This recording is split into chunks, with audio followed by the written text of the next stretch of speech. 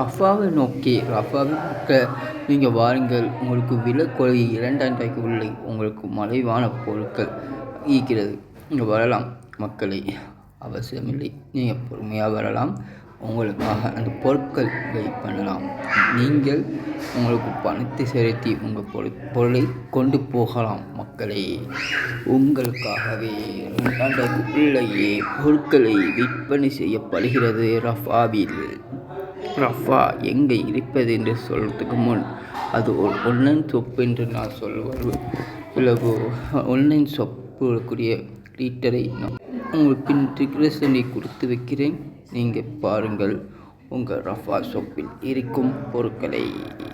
அஸ்ஸலாமு அலைக்கும். நாளைக்கு சந்திக்கிறேன்.